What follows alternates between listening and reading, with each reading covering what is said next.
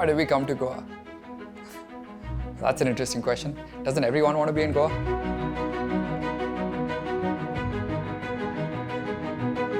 When the team told me that they're setting up a place in Moira, I mean, I've been to Goa several times, never heard of a place called Moira, so I had to look it up on the map. And it seemed like in the middle of nowhere. They found the house was in shambles, really. But that's kind of like the perfect thing for a bunch of makers, to come in and we are like the fixer-uppers. You move into a broken down place, you fix it up, set it up.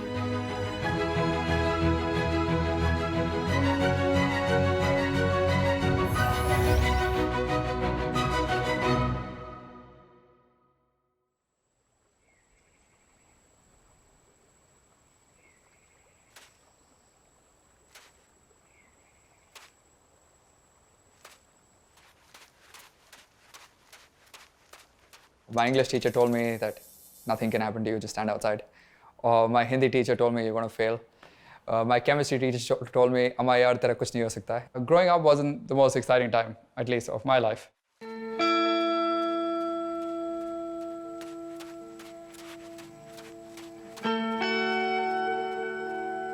So I grew up in Delhi, changed 4 schools in the same city, moving around trying to find my space, I guess. Never really felt a sense of belonging. Never really fit into any of the schools. Used to have different difficulties, like wasn't able to write properly. Later on, I discovered I had dyslexia and ADHD. It was quite a tough time to be able to fit in to school when it came to subjects or the sports or the friends. Didn't have any of those. So it wasn't one thing that I was good at, it was pretty much nothing.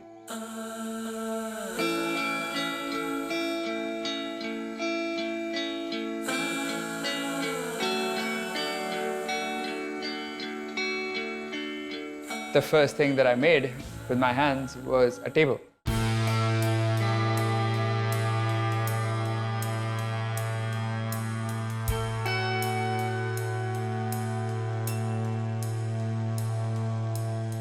That was beautiful because you're able to put together a simple thing like a table, but there are so many things that you learn from it.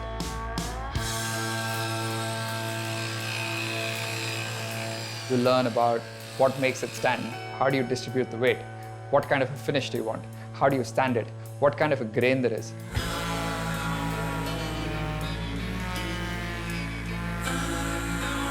When you find your passion towards something, the world is your learning space now. The maker mindset is not about just making things. It's about having that confidence to be able to solve problems. You create solutions. You don't just stop.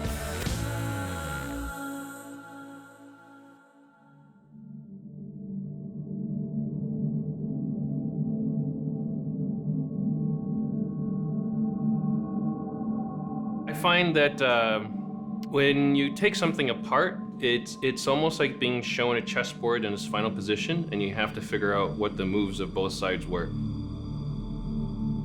And there's all kinds of little riddles and bits of evidence there, and that's sort of one of the satisfaction things I get out of taking things apart.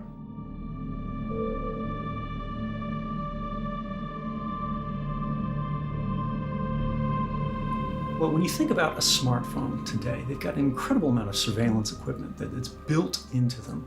Typically 2 cameras, they've got 3 microphones, they've got barometers, accelerometers, light sensors, always on internet connection. They have the power to understand everything that's going on around them. But what if we could use all of that to do something good in the world? Edward Snowden and I were introduced through a mutual journalist that we knew.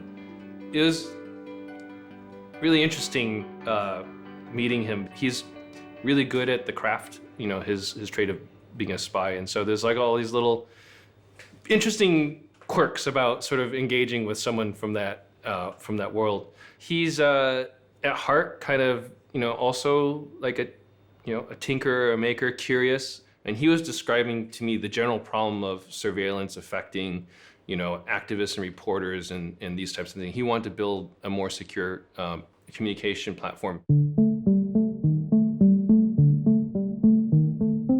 So the device we kind of came up with looks a bit like this. The concept is that you have, this is the regular phone itself, which is slightly taken apart because we're working on it. And it goes into a phone case like this. And it would actually behave like a battery case. It would actually have charging capability for the device. Here is the sort of the open hardware circuit board that we built ourselves. You can see it's got the name here, introspection engine, our name on it. So the idea is that if you are in a situation where your phone needs to be completely silent and not transmitting, this device here would ideally catch that and sound an alarm and let you know about the situation. We are at a crossroads right now in terms of being able to trust our hardware. Things have gotten so complicated that even people who are really good engineers who know what they're doing are saying, do I really know what's inside this chip? So I wanted to build a device that, like, no holds barred, you can say what's inside of it. All, like, down even below the silicon level. Right, so it sort of raises that bar up, and I try to make it actually as simple as possible while still being functional. Because another problem is, even if we can show you all the blueprints and diagrams, if it's so complicated that it takes you a lifetime to understand it, you still can hide a needle in the haystack that can really damage your security. You can see that it looks very sort of phone-like. It's not really a phone per se, though. It's more like a development platform. It's a contender for having applications develop on it, from things like just authenticating your email login, holding your passwords, crypto wallets, these types of things, to what I eventually really care about the most is person-to-person communication.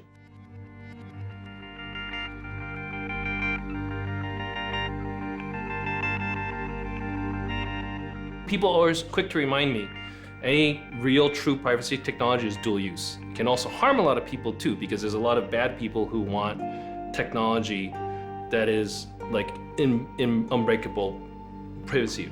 And that's just a thing we're gonna have to figure out as we develop it, and I'm mindful of it, and I'm careful of it. And a lot of it will come from the things I choose to do, the people I choose to bring in early on to the technology, the people I choose not to associate with. And I hope, I'm sort of doing the right things for overall in the big picture. It's a hard problem though. I find myself humbled trying to figure out how to solve that.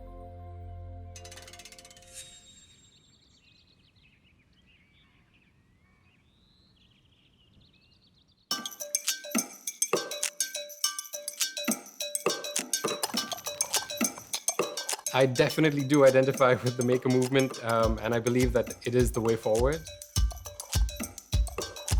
When you are an IT guy or a geek, the approach to building things it tends to be all about tinkering. You're never really writing code that is entirely new. You are building things that are based on other people's work. And so that's kind of what the open source concept is all about. And applying that from a software perspective to objects, physical objects, electronics, to me, that's incredibly exciting.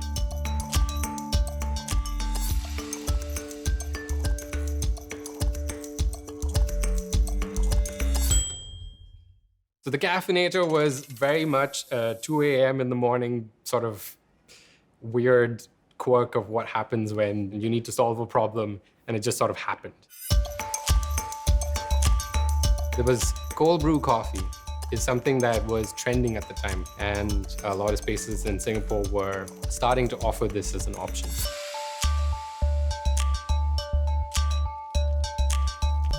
But the reason it costs so much, and the reason why it's so good, is it takes time. It's a slow brew. It drips almost like 1.5 seconds, one drop. And I needed something that I could make at home.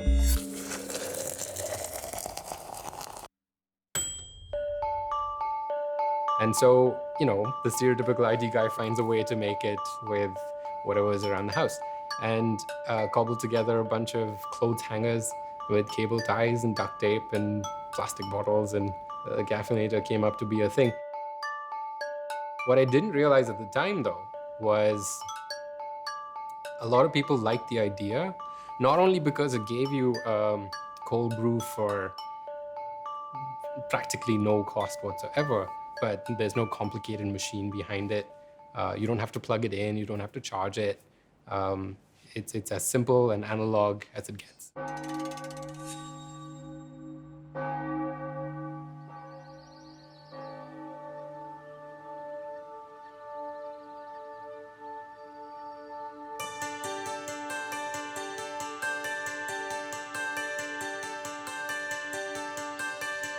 It started off as being a maker in isolation. That's the time when I started thinking that I need a lot of things which I don't have now, but I don't need that thing all the time. Like for example, a 3D printer. I may need it for a couple of hours a week. So owning one was a very expensive proposition. I could have made my own, but again, getting parts and all was not that easy. So it would have been nice if there was a place like a library where I could go and say, okay, let me print this from a 3D printer or a machine or whatever.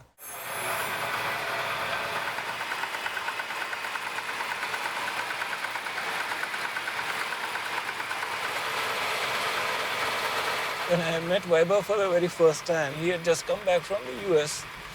He was working for a US startup, but based here in India.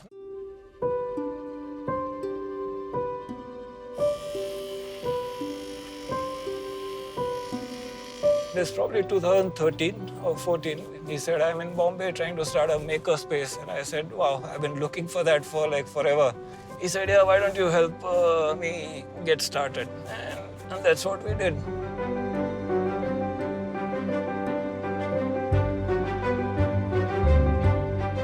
I was hunting around asking people that, hey, is somebody willing to give me a 5,000 square foot of land in Bombay? I was very naive at that time. Some people made fun of me that, hey, are you mad? I mean, you're not going to get this kind of space just randomly from people in Bombay. But you know what? We actually found a space. We didn't find a 5,000 square foot space, but we found a 250 square foot garage, which the landlord was really, really happy with what we were doing. And that's how we started Makers Asylum in its first garage.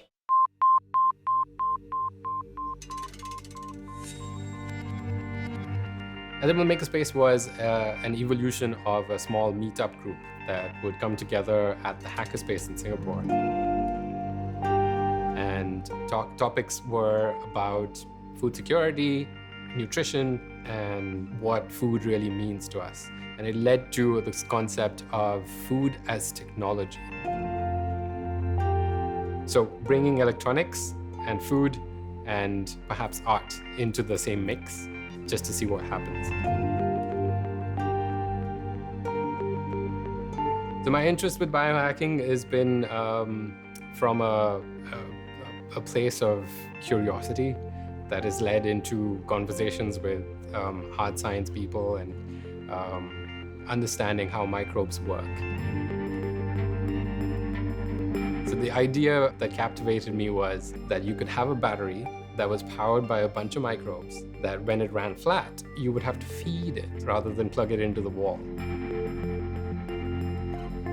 And it's not seen as having a high commercial value simply because to have a phone that we all rely on powered by a microbial fuel cell, it would have to be bigger than this building. So it doesn't really make sense. But the idea of it, to have something that is powered the same way that we are powered by microbes. I mean, if our devices function the same way, it would be super cool. So that idea sort of like got into my head and has stayed there ever since, which kind of led to the edible makerspace. At the moment, we're experimenting with SCOBY and kombucha. And SCOBY is the thing that grows on top of kombucha. And if you take a SCOBY and dry it out, it turns into vegan leather or a paper-like material.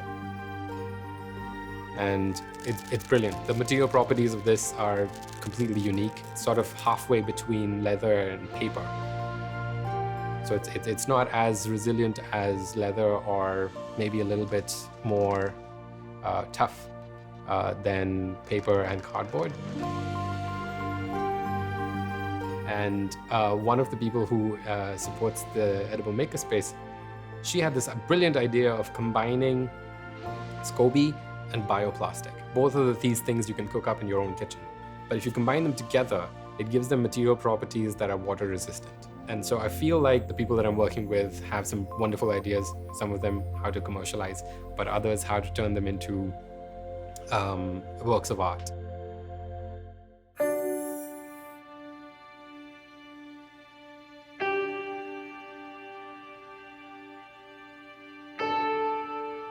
One of my friends actually told me that there's this really cool place that has sort of opened up in Bombay, which is called Asylum. And a lot of fun, interesting, geeky people sort of hang out over there.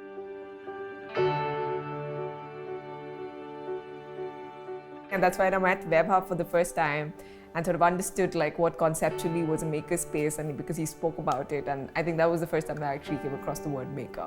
So I don't know if I will call myself a maker, but I was sort of in between a creative plus somebody curious with science.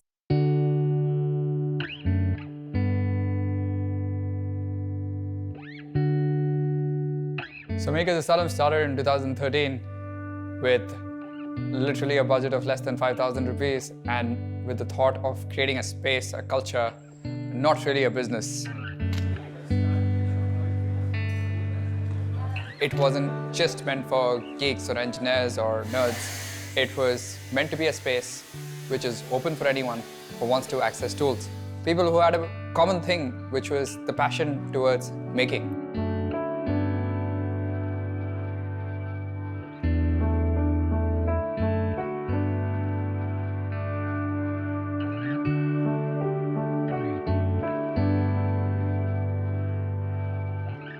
When I met him for the first time and when I saw what they were doing over there, I really thought that it came really from a place of passion, because he was working with these tools and he was working with all stuff engineering, which I as an engineer could have done but had never done.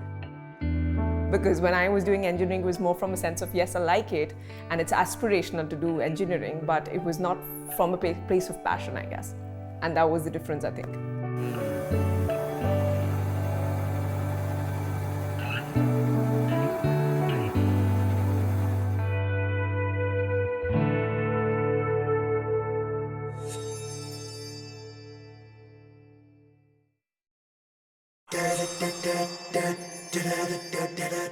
So I'm standing here with Saad, and he brought a coffee maker to Republica.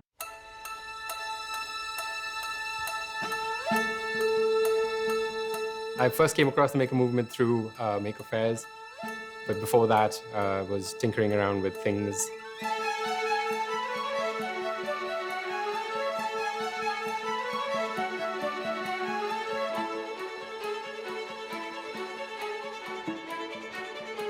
I got involved in sort of as a participant in its, I think, second incarnation when it had the Maker Fair at the Science Center, and I've been involved ever since. I mean, it's been an interesting journey over the, I don't know how many years it's been now.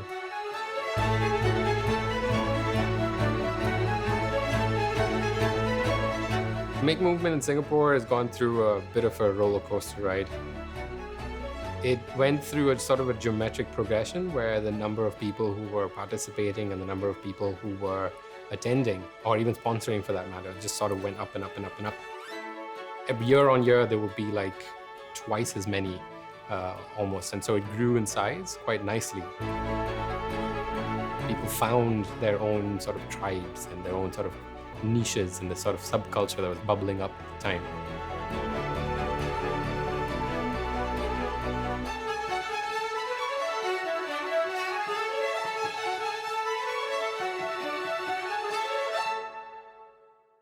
And then it got to a point where it was sort of plateauing out or on the decline in terms of numbers and participation and things like that.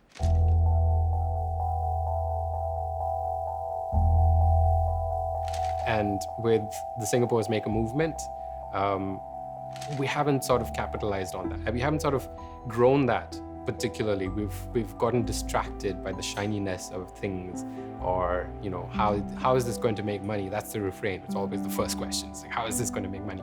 Well, I think the truth is things are hard. It's hard to do maker fairs, especially the large ones.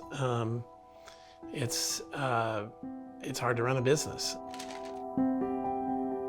I think I've tried to just keep it going because I think it's important, and to some degree, movement. It's not always just about getting bigger and growing. It's going to have its ups and downs. One of my frustrations is really I don't think government and industry recognize the value of the maker movement and recognize that this is a group of uniquely talented people who could be deployed.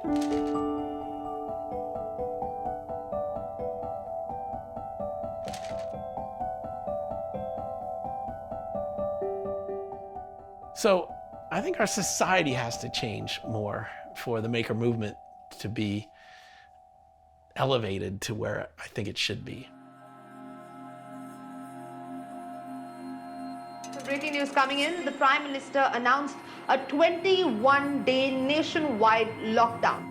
Meanwhile, we know that India now has reported 562 positive cases, out of which 9 people have died from the coronavirus. The centre has responded to corona warriors being targeted and the states to set up these control rooms to help these warriors.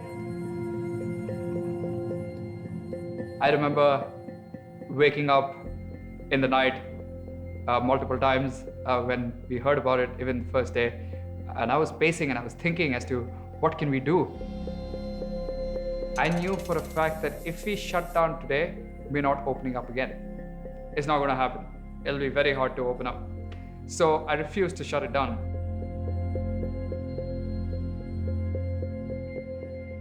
Welcome in a time of global pandemic. But Fab doesn't wait for anyone. Many people want to help. Many labs want to help.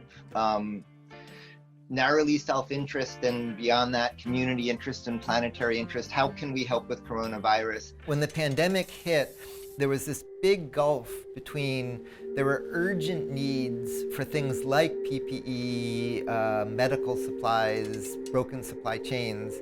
And on one hand was little do-it-yourself projects that could respond quickly and not scale. On the other hand was industry that can scale but can't respond quickly. And so what emerged between those is a really remarkable response. From here, I started a working group that grew to hundreds of people looking at rapid prototyping, and then working with colleagues all over the world who had never collaborated.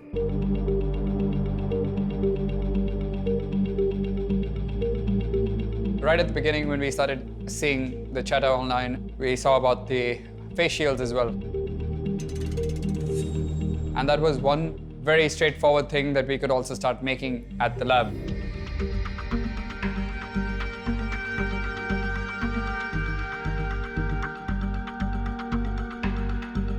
I remember the first prototype was a very simple design where you could actually, there was a little hook that was made, and then you can just put that OHP sheet inside the MDF kind of a thing. So it was not staying, so it was like, falling off. So we were trying to figure out ways to, sort of make it stay.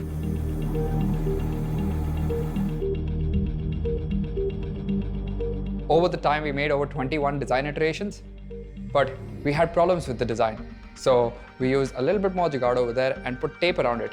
And that was the first official face shield that we created that went to various hospitals in Mumbai, and doctors started using it.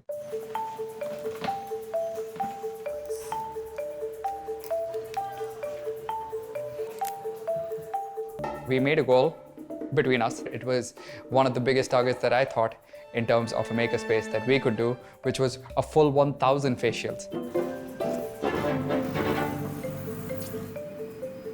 Before I even knew it, Richa changed that 1,000 to 10,000. And I was really upset about this because I was like, how are we going to make 10,000? Because we have no materials, the shops are closed, the factories are closed. Where do we source the material to be able to make 10,000 face shields? It's not possible.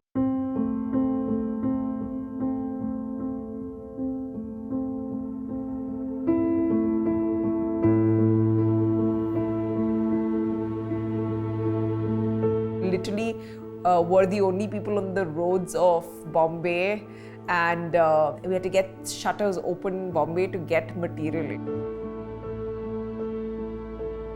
And the way that we got the police permission was also like crazy, because the police wanted the face shields. So they were really happy to give us the permission, because, you know, they were like, there's no one else who's making this. So we'll give you the permission. Why don't you guys keep making it? And we'll also take it from you. And, you know, we'll give it to our folks who are out there on the front line.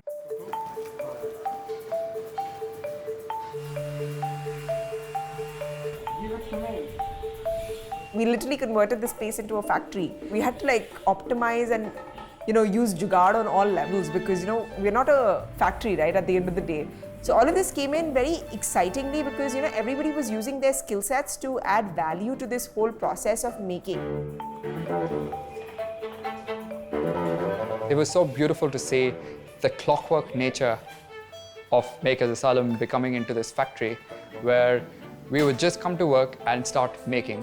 And there were no questions asked, no conversations, we would just be making. Making never stopped, that's it.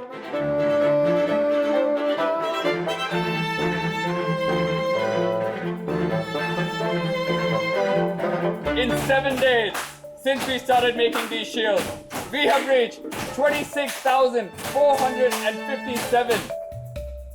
It was as though the maker movement's 15 years was like an incubation of collecting tools and developing the ability to use those tools, to have the knowledge. And that moment of the pandemic is when makers stepped forward and said, I can do something.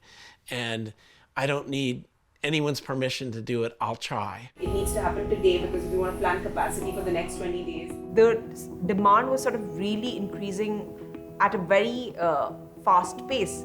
So I was literally on 200 calls every day, you know, like there were so many calls that were coming in.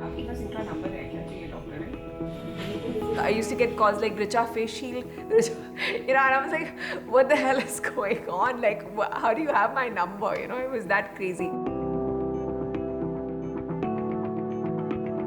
We also started getting calls from some of our friends in Jaipur and other cities that, hey, how do we help?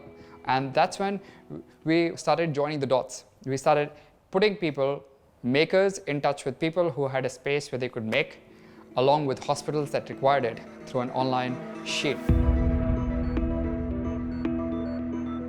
We only had so much capacity, so we had to really be quick on our feet, because we're getting calls now not only from Bombay but from everywhere in the country.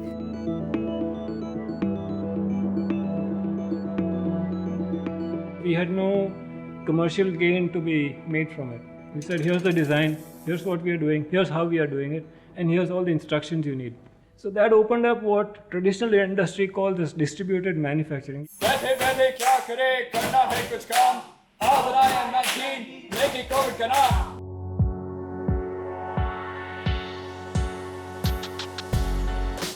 Hey guys, this is Ravi Santlani from Jaipur. Hi guys, this is Swani and Desart from Bhavnagar, Gujarat. 88,354. We are near to 1 lakh.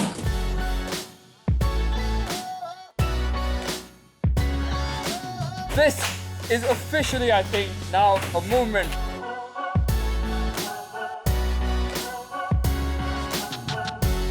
The M19 Collective has become a big family now, and we're working with people we have never even met before. And we बनाए जा रहे हैं.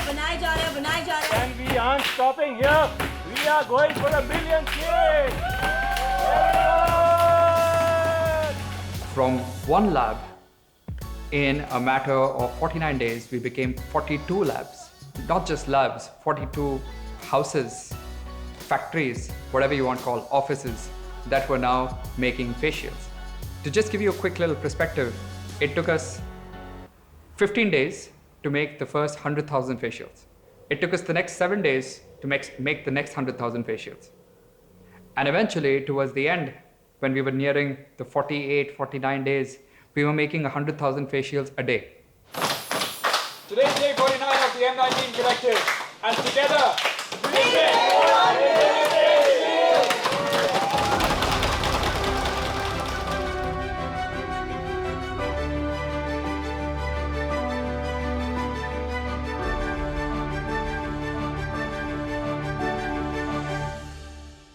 Although everywhere there were a lot of shields being made, the kind of scale that we were able to imagine and do in 49 days from the lockdown that started, I think nowhere in the world that kind of numbers came in that early on in the whole process. Not only that, after the 100,000, Makers Asylum also lost eventually its top position. We weren't the ones that were making the most number of shields a day. I think that was one of the most beautiful moments for most of us, because that was the time when we were going beyond our own impact. We were making more shields when we were not making shields. That was the impact of a collective. That's the impact of the distributed nature of the initiative.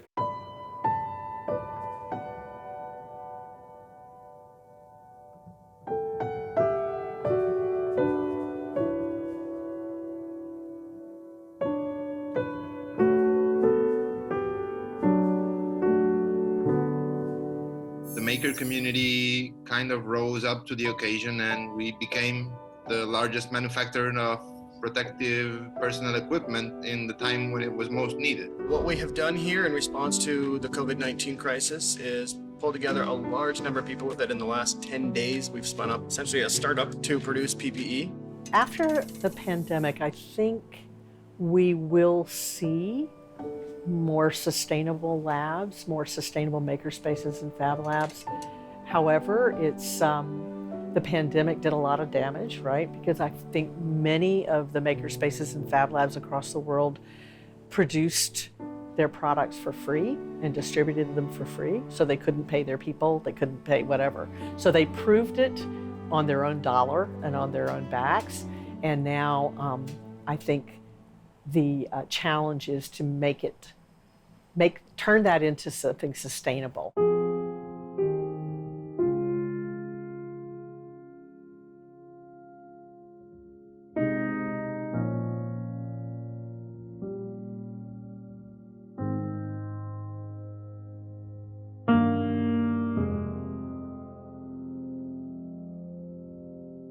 Were the shields enough to continue to sustain all of this?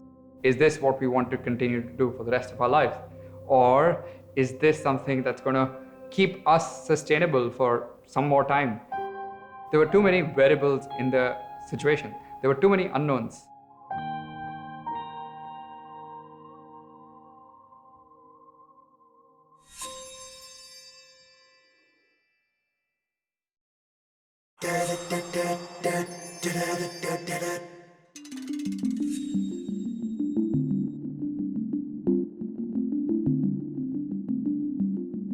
My name is Saad, and I volunteer with Engineering Good. So I'm going to walk you through the prototype that we're working on and see how you can jump in and help. The makerspace is a part of Engineering Good, and on weekends we do workshops with volunteers like you who are interested in helping out.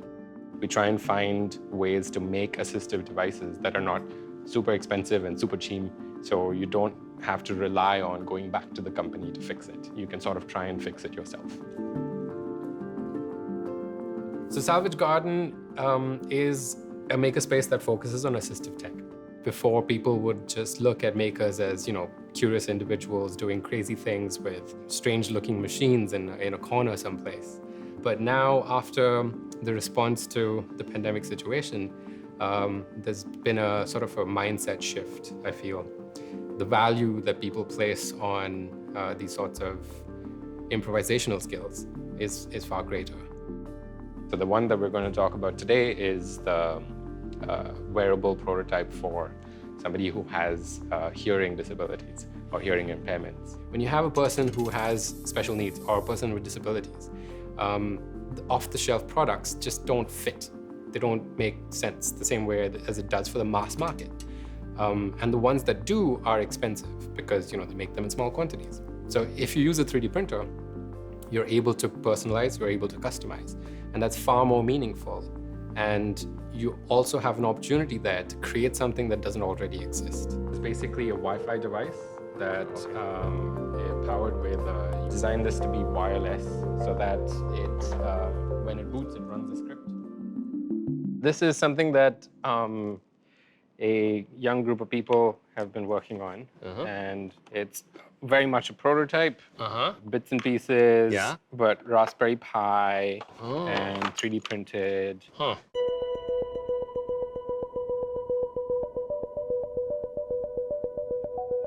So you've got a screen that's sort of suspended in front. It's connected to the Pi. Yeah. I see. And then this is lens here, right? Actually, it comes from a VR headset. Okay. So they're super cheap because there's popped it out and then it's got one bit that's missing. It doesn't have an onboard microphone yet. Okay, sure. And the reason it needs a microphone is because it does speech to text. Oh, okay, interesting. So it's meant for somebody who has a hearing impairment. Just stretch it. You can pull it all the way. Okay. Oh, okay. There we go. Okay, I'll hold it here. Yeah. So let me see. Hello. How are you doing? You don't look ridiculous at all. I don't know what you're saying, but I'm just looking at the screen. Oh, I don't look ridiculous at all. Actually, it's pretty good. The focus is not bad on the right-hand side. Yeah. That was all we're trying to achieve here. Yeah. Without breaking the bank and reinventing a new product and all of that. Yeah.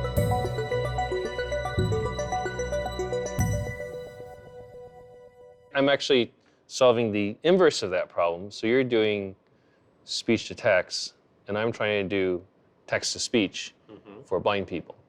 Can I show you what I'm working on? So I've got this. So I think I mentioned to you that I have been building the precursor device here, which is supposed to be like a secure device for like communications, and it's open source and whatnot. And we actually had someone from the blind community reach out to us and was like, hey, our community has been underserved by the mobile device. If you look at a smartphone, they're basically featureless, smooth tablets. You can't even figure out which way is up. Yeah. If you close your eyes and try to figure out which way is up on the phone, that's even a task in itself, right? So my original thought was, how about we build a little Braille keyboard down here, and then there's this. He was like, why are you leaving the display in there? I'm like, oh, you don't need the screen. Right, you can't see it. And so I was like, wait, if we don't have to have a display on, we can make this whole thing keyboard side. I mean, I'm very taken by how complete that is, because I'm so used to seeing prototypes that are like chopsticks and hot. Well, so I mean, the cool part about it is actually, I'm just reusing the existing case. Right. So this is I didn't have to design anything new. Other than this keyboard, and actually the amount of effort that goes into it is pretty low because it was designed to be modular and hackable. And so this was like kind of a live fire exercise of trying to make that happen. This is brilliant. I love it. I feel like there's it's not just cute anymore to talk about assistive tech. I think these things can hit the ground running.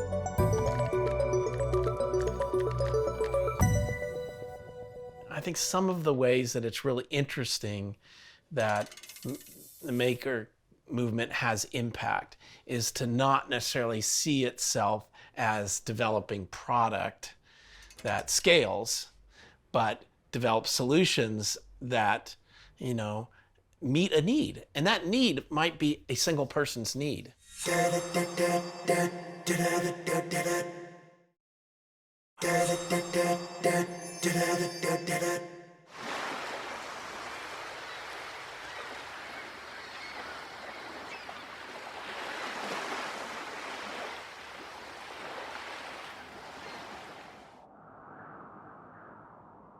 Last year was pretty crazy, to say the least. One, of course, the change of pretty much the world, but at the same time, the change of Makers Asylum from coming from Bombay over here.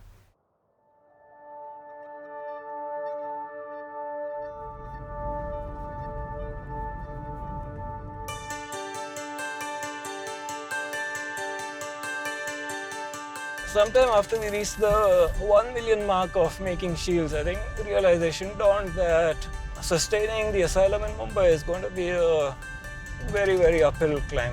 It's going to be very difficult. So Richa Vaibhav started looking for alternate places.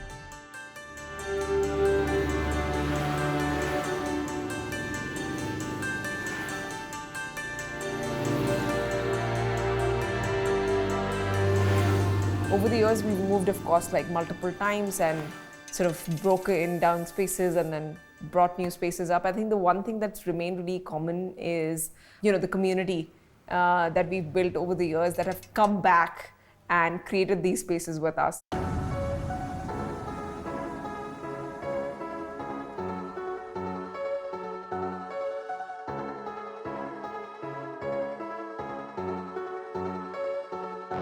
I've not come across any makerspace anywhere that has made so many moves and is still alive and kicking. Every time we are on the verge of shutdown, like we've logged out, we don't know where the next place is going to be, and bam, we come out with a new place, bigger, better, and that's all thanks to the community.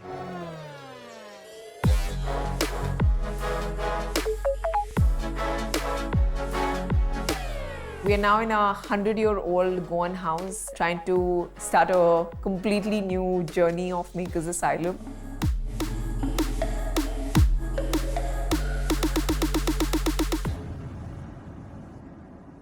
So one of the reasons, secretly, why Goa was exciting.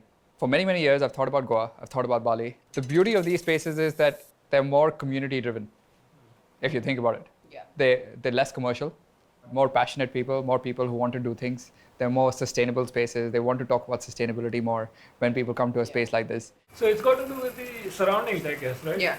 That makes a difference. And now is just the point where it's at that tipping point. Yeah. With the makerspace, I think this will allow so many more people to be able to travel and work remotely and still be able to create. Yeah. Because that's the next generation of digital and now hardware nomads. Imagine if you have something wrong with your car and vehicle, some part breaks. A 3D printer in your locality prints out a part and delivers it to you. So 3D printing in a way is the catalyst that makes hardware as scalable as software almost. So while for the last decade, people working with software had the opportunity to travel anywhere in the world and be able to work digitally, that shift now is happening in the space of hardware, because today we are able to digitally manufacture using digital fabrication tools and be in any part of the world and be able to recreate those things. So we are able to move hardware like we move software with the help of digital fabrication. We're able to move thoughts and ideas from one city to another country to any part of the world within seconds by converting bits into atoms.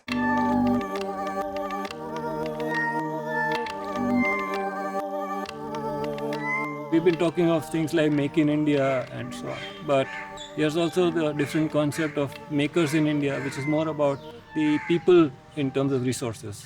What we did with the M19 was actually make a bunch of people who got skilled in things that can kind of help them scale up and integrate into regular industry in some way, maybe as a startup or scaling up a startup and so on. So what will allow Make in India to happen is if we have more makers in India.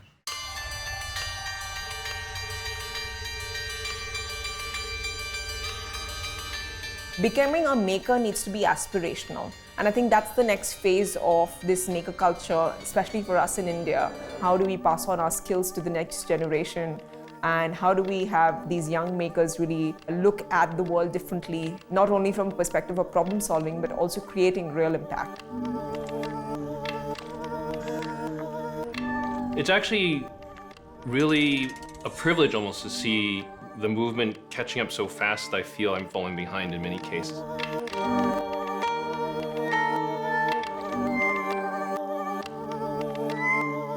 I think the maker movement is a return to being able to open up the black box and figure out what's on the inside and be able to intuit it. Now we're back to the point where we want to be able to get our hands dirty, and indeed that's seen as a positive thing to be able to understand how a thing works. We could say that makers are somewhat rebellious. We want to rebel against structure, try to come up with ways, and somehow that way sort of mushrooms itself into a sort of a movement that then becomes, as you say, a new normal. Then that changes the equilibrium somewhat, right? The struggle remains with trying to build a sustainable model to operate around it. But I feel like the sorts of people who hang out at these spaces tend to define what that space does. And more recently, it's been a response to the pandemic. The maker movement has adapted itself to address the need at hand, like most of us have.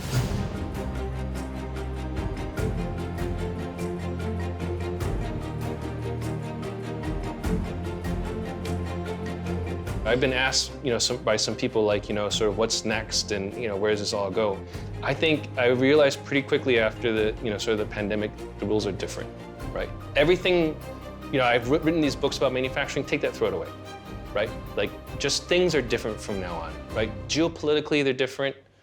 The power structures are different. The supply chains are different. There's a new world order coming up. And I like to tell people who are just getting started now that your idea is just as likely to be as good as mine. I have no particular insight to tell you where this is going to go, because we're all pushing and pulling and shaping the thing. And I'm going to push it my way, but you can push it your way, and we'll see what comes out. And may the best idea win.